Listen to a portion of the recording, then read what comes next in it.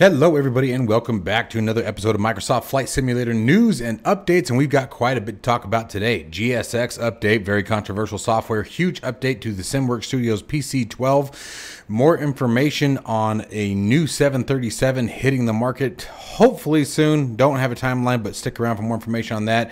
Updates to the Concorde from DC Designs, as well as a very huge announcement from VIRPIL. If you are interested in acquiring any of my Overkills tutorial guides for Microsoft Flight Simulator, or simply interested in supporting the channel, please consider joining us on Patreon. Patreon subscribers level tier 2 and above have access to all of my guides, as well as any future releases that come down the road. Patreon link can be found in the description below. Overkill simulations, watch us as we fly.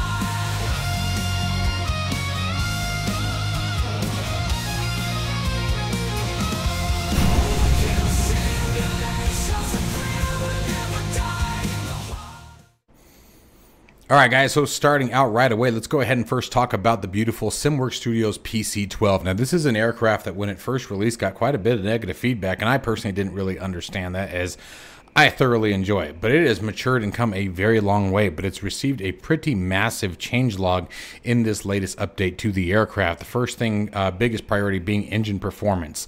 Performance should now reflect more accurately very significant change to performance numbers in regard to takeoff and overall power settings with the aircraft matching the real-world aircraft.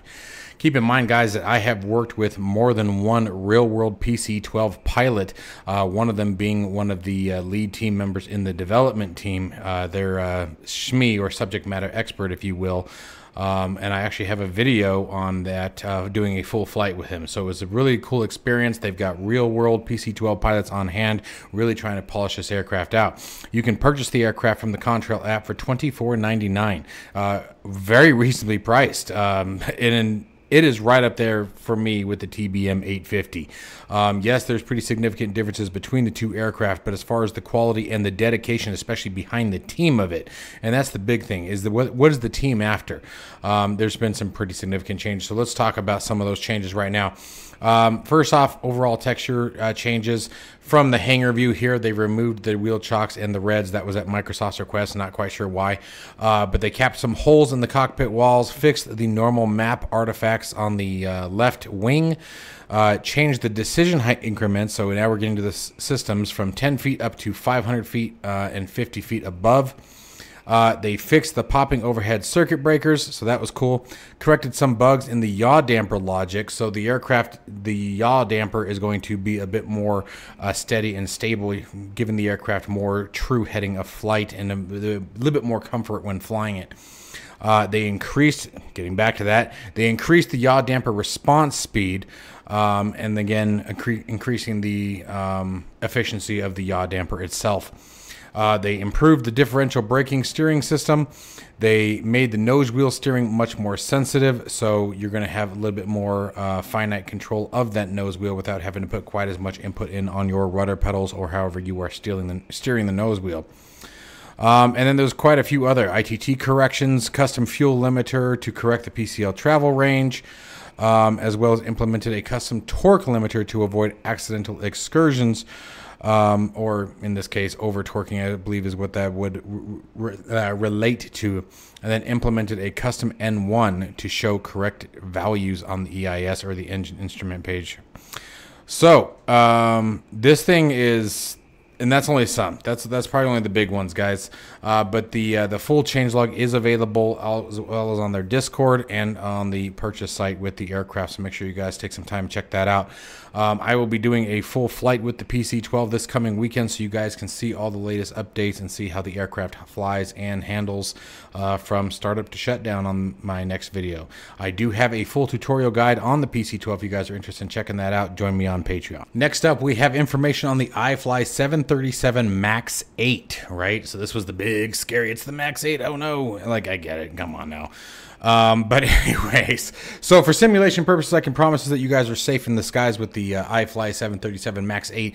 Now, keep in mind, it has not been released yet. They don't have a release date as of yet. They haven't even hinted to when, but they're starting to tease some really gorgeous exterior shots of the aircraft. So we're going to sort of cycle through them. You guys will see multiple different variants of the aircraft. I really love this livery. This is really cool. I've actually seen this aircraft.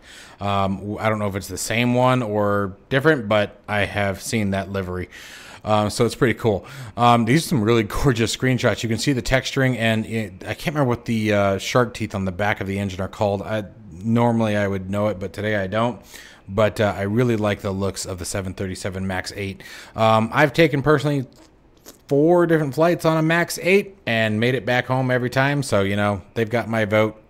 I know it was pretty scary when it first came out, but so lots of external shots of the aircraft. Gosh, it is a long freaking plane. Keep in mind the MAX 8 will be released only on PC due to Windows application limitations with the Xbox. So they have not stated whether or not it will ever reach the Xbox. They did clearly state that as of launch, it will definitely be PC only. So keep that in mind as well, unfortunately. Now, I'm really curious to see how this is going to compare in regard to the 737 from PMDG. I think that's going to raise a lot of competition. I'm kind of curious what the price point is going to be. They have stated that it's going to be a very detailed flight system, very detailed flight model.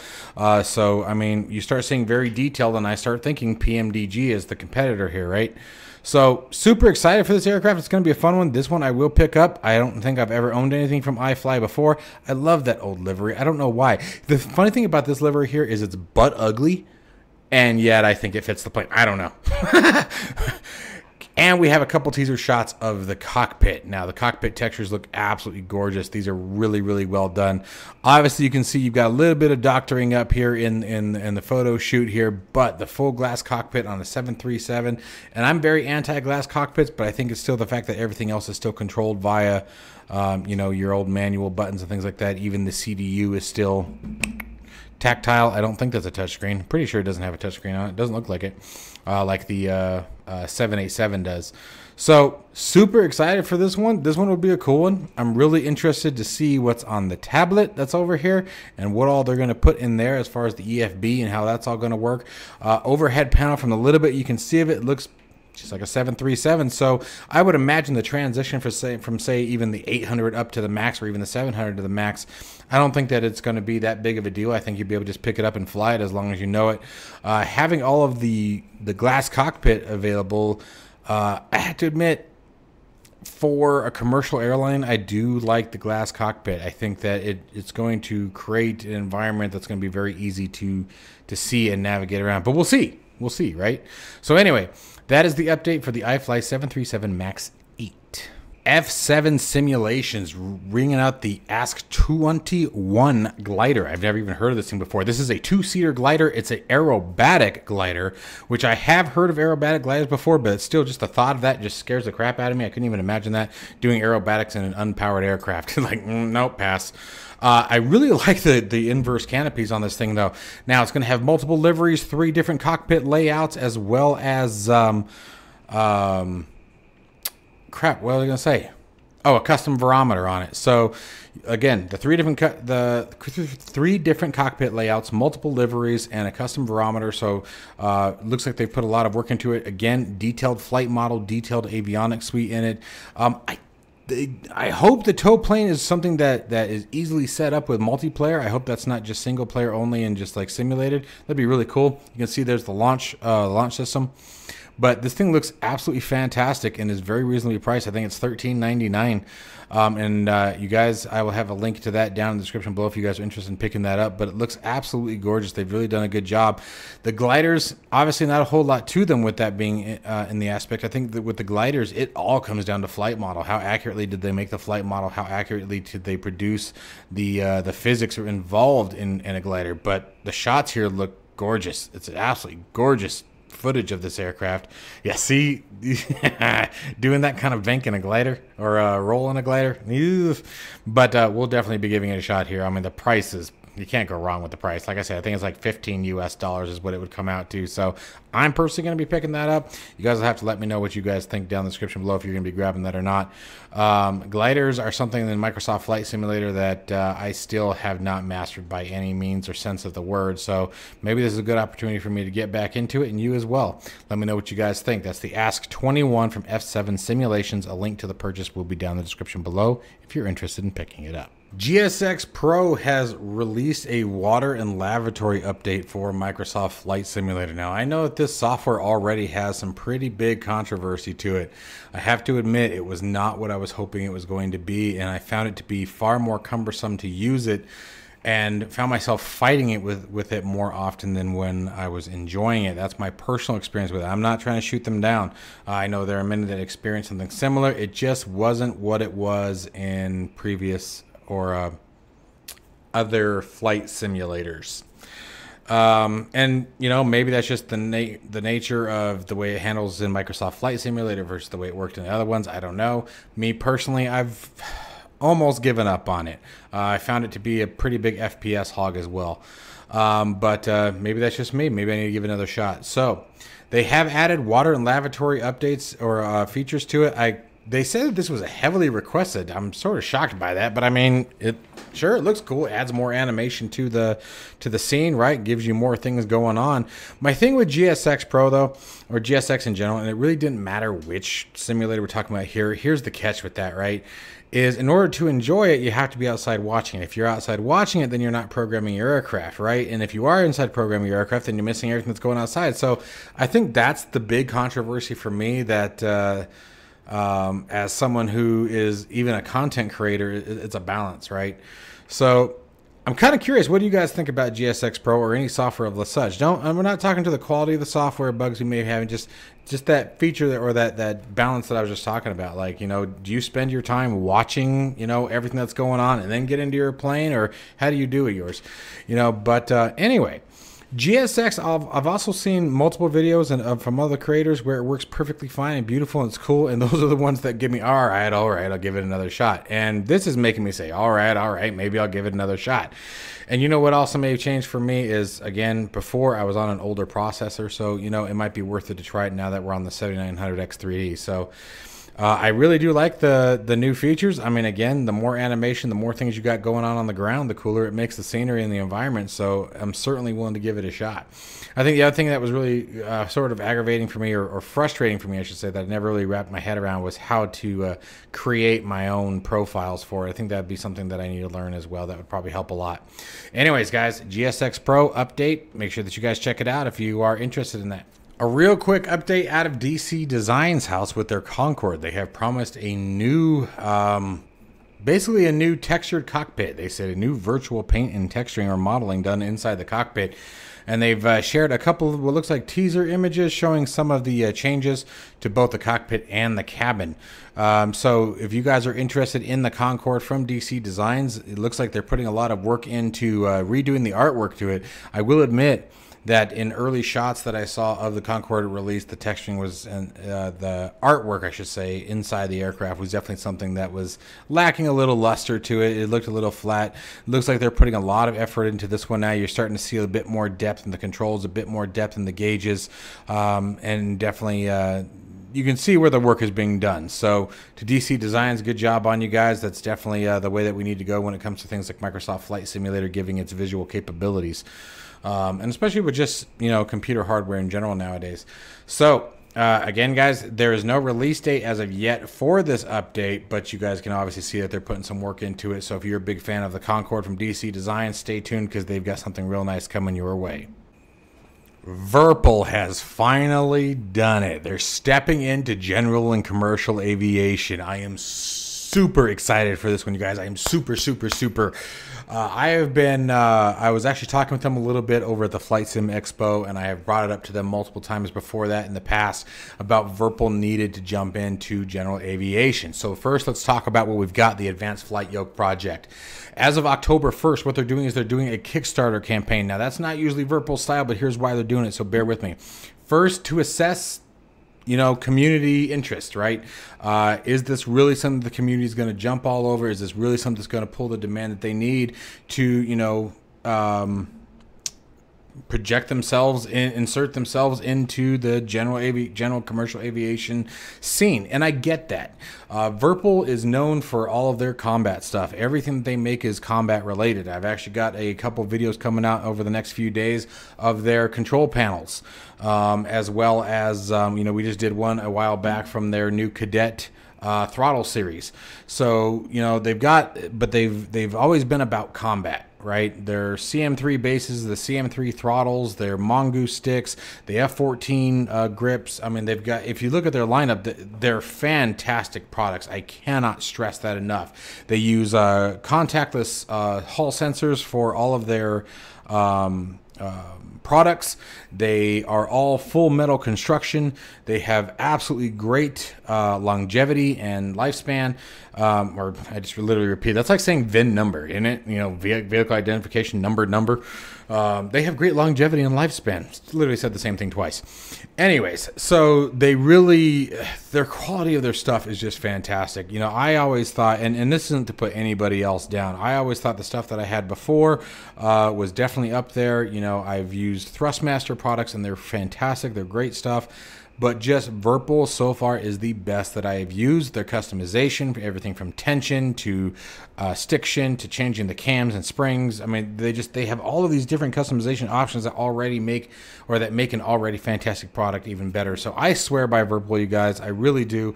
I'm super excited for this. I have been wanting them to join the commercial general aviation scene for a while, a couple years now that I've been pushing it to the developers and or to, you know, my contacts over at VIRPIL. Been pushing it like they need to get on this. And then I had a chance to speak to the CEO over at Flight Sim Expo in Las Vegas, and I could tell there was something in the works, and this obviously was it. So super excited, you guys. This looks absolutely gorgeous. You can see kind of the things that they've got going on here. This looks like strobe lights, beacon lights, wing lights, runway takeoff. I really can't hard tell. Landing lights on. Now, here's the cool thing about it. You can see that they're definitely going, this is more of a Boeing yoke, and here we've got like a Embraer yoke, right, with that classic M shape, which that, I can't, I don't know. I mean, I've never flown one, obviously, but it looks like it'd be uncomfortable. But I could be wrong. Maybe that would be fantastic. I don't know. We're so used to this, right? Anyway, that looked really bad. Anyway, so the cool thing about this system here is, again, as we talked about, the full metal construction, the contactless sensors, obviously a great options here on the button box and behind it. Now, the switch panels, as far as switch panels go, they're identical. Like, I don't know if you guys can tell probably from the way that they are, but you can see they retract there. You can see they retract there. You can see the off there. You can see the end of it there. And then here you can see the same lighting system, and then the rotary here. So the switch panel is the same. What you can do, though, is you can swap out the yokes. And if you wanted to, you could buy both yokes. Now, what I'm thinking and I'm hoping for as well is this will also open up the opportunity. So like I said, I mean, we can see this is very much so Boeing. That's what they're aiming at. We can very much so see the Embraer relevance here. I'm hoping that if this takes off the way that they're planning on, that we'll wind up with a, you know, like a Cessna yoke or a Baron yoke. You know, that'd be really cool. But so that's why they're doing the Kickstarter campaign, right? And that starts as of October 1st. So it's to get feedback from, you know, the enthusiasts, obviously, who are going to be the ones. If you're joining the Kickstarter, you're obviously enthusiasts. So it's to get the feedback, assess the need and demand for VIRPIL to be a part of the commercial general aviation environment, if you will. And then if everything goes well, then, you know, we'll start seeing production release of their products. I am, like I said, if you guys can't tell, I am super, super excited for this. I think this is going to be a really big deal for VIRPIL. Let's see if we got, I think we have one more shot. There we go. There's a nice up close one here of the Embraer side. The yokes look fantastic. I mean, you can tell just by looking at the material, they look really well done. And that's the other thing, is that the way that they do their buttons and their hat switches, they always feel so nice in the hands. They really do. I've used multiple of their products now, whether it be throttles. Let's see, I've got 2 different throttles, 4 different control panels, 2 different grips, and they all have that same wonderful feel to them. So this is going to be, I have no doubt. So if you guys are interested and you want to see a company like VIRPIL enter this scene, they're going to be looking at right around, I think it comes out to like $539 US, but it's 500 euros. God, I hope I said that right. Yes, I did. It's 500 euros is what they're looking at. They are not going to be doing force feedback. Force feedback, and I agree with this statement. I'm actually kind of glad that they're stepping back for a second. So their force feedback line is obviously something that's in high demand. However, they do not feel that their force feedback has matured enough yet to enter into production. And again, in my personal opinion, they get the credit for that. I would much rather them take their time, get it right, and then when we actually have something that's ready to release, then let the flight sim gods do their thing.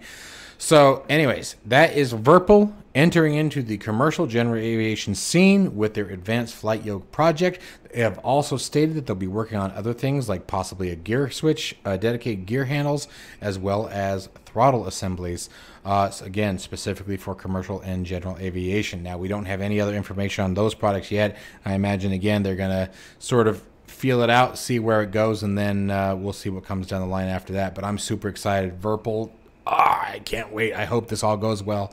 You definitely got my vote. I will do whatever it takes to get them on board here. But anyways, as always, guys, hope you enjoyed the content, found some useful information, got couple things to be excited about, and above all else, stay safe and healthy. I'll see you in the next one.